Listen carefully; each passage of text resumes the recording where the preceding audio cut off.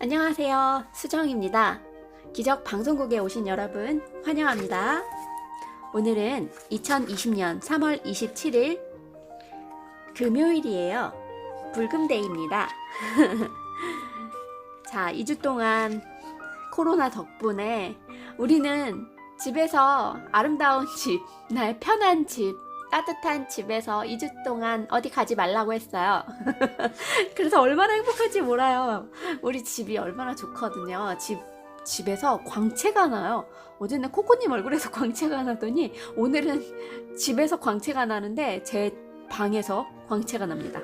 그래서 오늘 행복한 집 안에서 이렇게 여러분들에게 행복한 책을 읽어드리려고 제가 금요일날 어디 안 나가고요. 여기 왔습니다. 오늘도 특별한 책을 준비했는데요. 제가 어제 우리 긍정 낭독팀 루이스 헤이의 나를 치유하는 생각이라는 책에서 4일째 나이듦이라는 어제는 그런 단락을 읽었거든요. 그것을 하면서 우리 코코님이랑 공개적인 인터뷰를 가졌어요. 얼마나 기록적인 날이었는지 역사가 될 그날이었습니다. 코코님과의 인터뷰 너무 재밌었어요. 코코님 사랑해요. 자, 오늘은 그래서 어제 코코님과 얘기할 때 기적방송국은 어떤 채널이에요? 이렇게 설명하라고 말씀하셔서 제가 대뜸 우화를 이용한 그런 책을 읽어주고 싶어요 라고 얘기를 했더니 오늘 검색을 하는데 우화 경영이라는 책이 있더라고요. 그래서 요새 제가 임 대표님이랑 우리 책추남 나비스쿨에서 제가 진행하는 조찬 모임, 석찬 모임이 있거든요. 임 대표님 모시고 우리 펜소닉 코리아에 경영하시는 임 대표님을 모시고 경영을 배우는데요. 경영 수업을 하는데 그 경영에 있어서 우화 경영이라는 좀 쉽게 나온 짧은 이야기 속에 위대한 메시지가 들어있는 책이 있더라고요. 그래서 오늘은 그것을 준비해봤습니다. 제목 우화 경영, 지은이 장박원, 매일경제신문사입니다.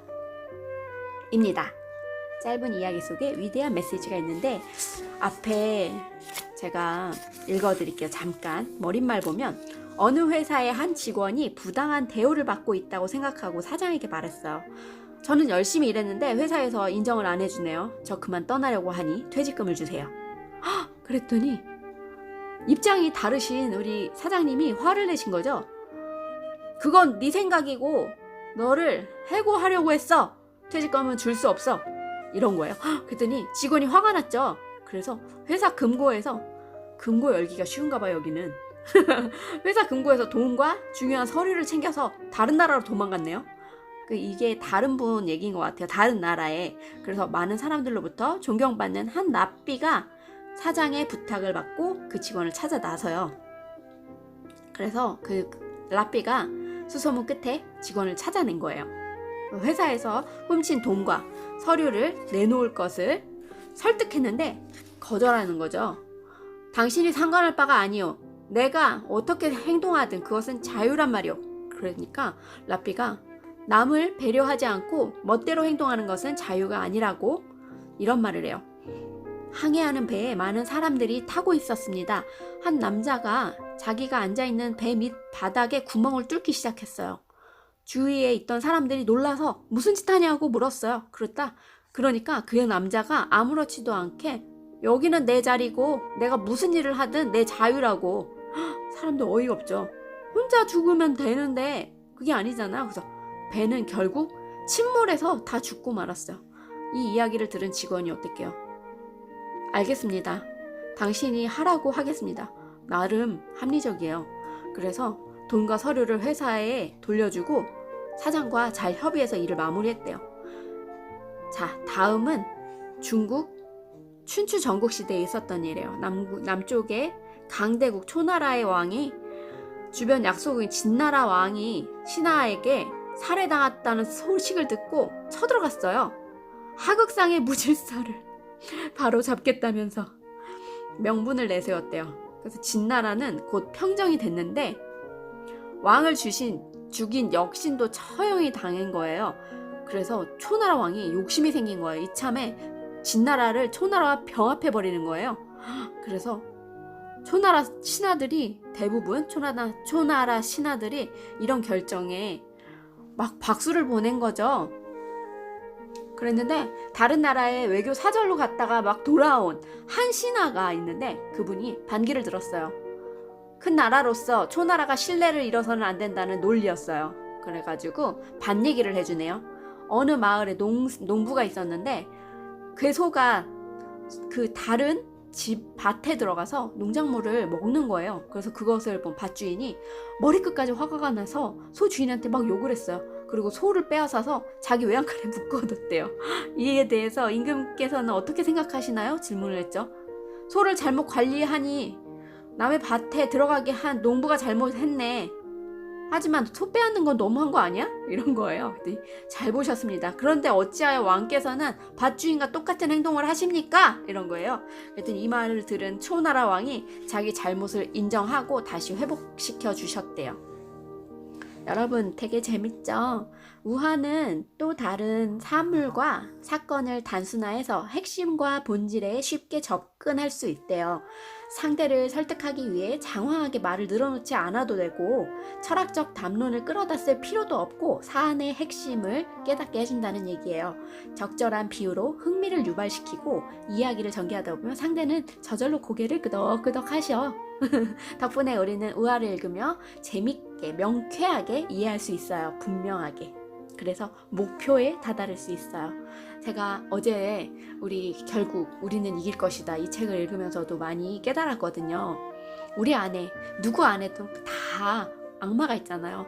근데 나를 두렵게 만들고 나를 망설이게 만들고 이런 거였는데 이 우화 하나로 적용할 수 있는 범위가 꽤 넓다는 게 정말 매력적이죠.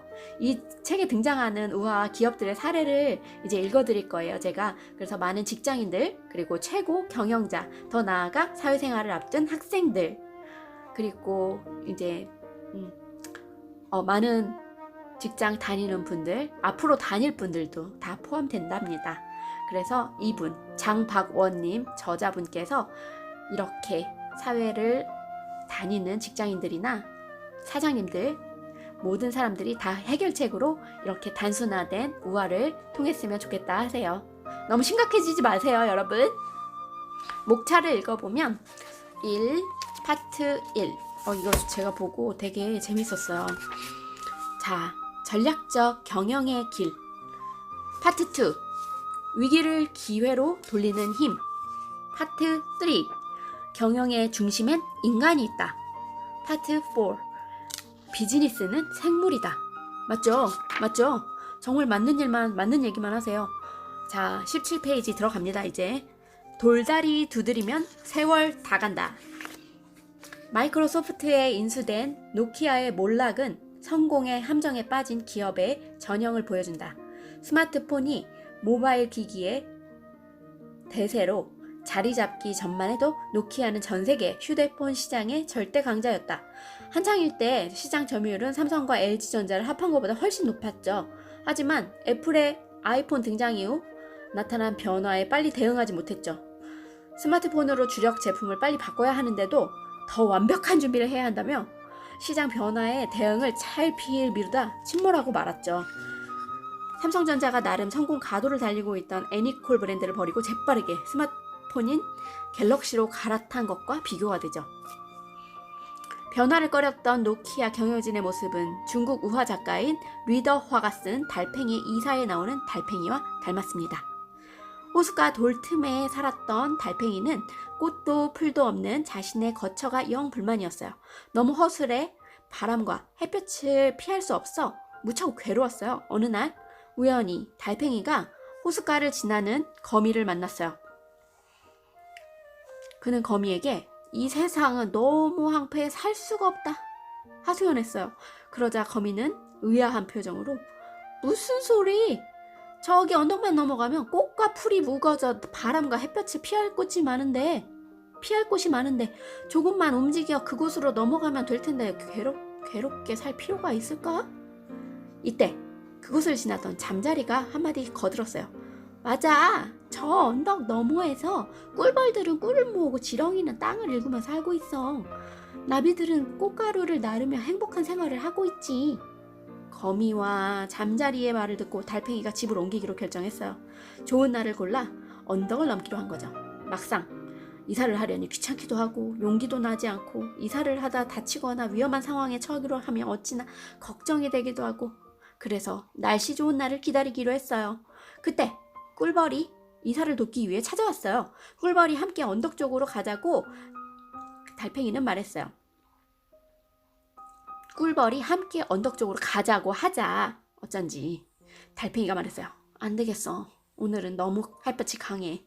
가다가 말라 죽겠어. 다음에 가자. 이틀이 지나서 이번엔 나비가 찾아왔어요. 그러나 달팽이가 또 미루는 거예요. 이사를. 바람이 너무 세게 불어서 못 가겠어. 또 이틀이 지나 잠자리가 찾아왔어요. 이제 언덕을 넘자고 재촉을 한 거예요. 마침 보슬비가 내리고 있었어요. 달팽이가 또 뭘 했는지 알아요?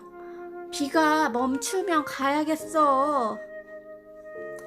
이제 누가 올까요? 아무도 안 오는 거예요. 달팽이는 혼자 이사할 엄두가 나지 않았어요. 그리고 이렇게 중얼거렸죠. 나는 몸이 약해서 탈이야. 그렇지 않았다면 저 언덕을 넘어 살기 좋은 곳으로 이사해 행복하게 살았을 텐데. 못 간 거죠. 여러분, 뭐든지 완벽한 준비가 있는 상태에서는 이렇게 변화가 빠른 시대에 쫓아갈 수가 없거든요. 정신부터 무장합시다 우리. 국내외에서 인쇄전자 기술을 주도하고 있는 잉크테크 정관춘 사장님이 이렇게 말씀하셨대요. 오늘의 첨단 기술이 내일의 첨단 기술일 수는 없다고 말했어요.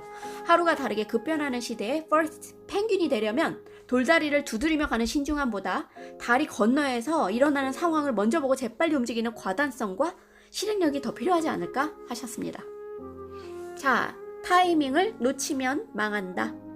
2012년 2월 저가 항공사 티웨이 항공이 인수합병 시장에 매물로 나왔어요.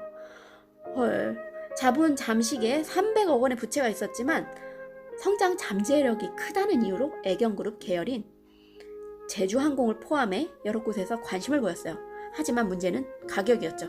당시 티웨이 항공은 대주주였던 토마토 저축은행의 파산으로 지분에 대한 권리가 예금보험공사로 넘어간 상태였어요. 파는 쪽에서 희망한 가격은 부채를 모두 탕감할 수 있는 300억 원 수준이었어요. 반면 매수자들은 이 가격이 터무니없다는 반응을 보였죠. 당시 인수 의지가 가장 강했던 제주항공이 50억 원 정도면 적당해 판단한 거죠. 티웨이 항공을 인수하면 저가 항공사 간 경쟁이 줄고 합병 시너지 효과를 볼 수 있지만 그렇다고 300억 원을 부담할 가치는 없다고 판단했어요. 매각과 매수 양쪽 입장 차이가 좁혀지지 않아서 매각은 거듭 유찰이 됐죠. 그 사이에 제대로 경영을 펼치지 못했던 티웨이 항공이 부채가 더 늘은 거예요. 매각 희망가도 속절없이 떨어지고 1년 가까이 끌어온 매각 작업은 결국 대형 출판사 예림당에 팔리는 것으로 막을 내렸어요. 그러나 가격을 비롯한 매각 조건은 제주항공이 제시했던 것보다 좋았던 게 별로 없어요. 이 건은 신속하게 결정하지 못하고 시간을 끄는 바람에 기회를 놓친 대표적 사례에 속한데요. 매각 지연 원인은 강력한 권한과 책임이 있는 매각 주체가 없었기 때문이죠. 이처럼 기업을 경영할 때 적절한 시기를 놓치면 최악의 결과를 낳는다 해요. 회사의 중심을 잡아줄 최고 경영자가 장기간 자리에 없으면 이런 일이 생길 확률이 높아요. 아무리 관심이 높아도 최고 경영자와 같이 경영을 책임진 위치가 아니면 사업의 본질을 이해하지 못하는 일이 발생해요. 프랑스 우화 작가 라퐁텐이 쓴 두 의사 들어보세요. 병을 오래 기간 앓았던 한 가장이 죽음이 임박했음을 감지했다. 그는 죽기 직전 가족 한 사람에게 작별 인사를 하려고 했다.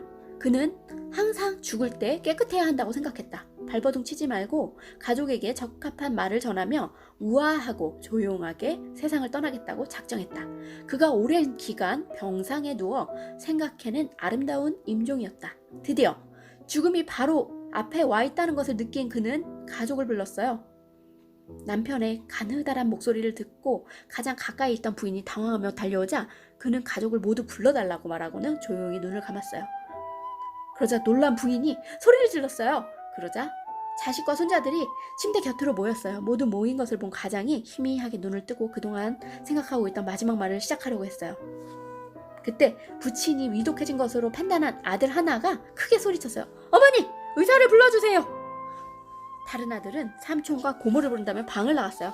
가장은 모두에게 인사를 한 뒤 한 사람 한 사람에게 생각해뒀던 말을 하려고 했는데 계획이 어긋난 거죠. 이왕 이렇게 됐으니 조금 더 기다려보자 하고 생각했어요. 힘을 아끼기 위해 다시 눈을 감았죠. 이것을 본 부인이 또 놀라서 소리친 거예요. 빨리 의사를 불러요. 이번에는 딸이 달려나갔어요. 이윽고 아들이 의사와 같이 들어와 딸도 다른 의사를 데리고 왔어요. 이렇게 되면 최후의 무대가 엉망이 되어버린다고 생각했지만 입이 떨어지지 않았어요. 친척들까지 모두 모여 두 의사와 귀한 말을 나누었어요. 한 의사가 이랬어요. 이제 얼마 남지 않았습니다. 장례식 준비를 하는 것이 좋겠습니다. 그러자 다른 의사가 말했어요. 문제 없습니다. 고칠 수 있어요. 두 의사가 점점 큰 소리로 언쟁을 했어요. 가장은 자신의 생사는 자기가 결정한다고 말하고 싶었지만 기운이 없어 목소리가 나오지 않았대요. 두 의사가 자기 의견을 가족들에게 설명하는 동안 가장은 결국 아무 말도 못한 채 돌아가셨습니다. 자, 기업을 가장 잘 아는 사람은 기업인이에요. 채권자도 투자자도 아니에요. 그 기업을 사려고 하는 것도 그 기업의 주인이나 오랜 기간 경영했던 사람보다 더 많이 알 수가 없어요. 그렇기 때문에 기업은 최고 경영자가 공석으로 있을 때가 가장 위험하대요. 이런저런 이유로 기업 총수가 자리를 지키지 못하게 된 기업들이 적지 않아요. 이들 기업 주변에 두 의사가 나타나 회사의 앞날에 대해 왈가왈부한다면 더 큰 비극이 일어날 수도 있습니다. 여러분 오늘 기적 방송국 오늘의 우화 경영 잘 들어주셔서 너무너무 감사합니다. 더 재밌는 이야기 가지고 돌아올게요. 사랑합니다.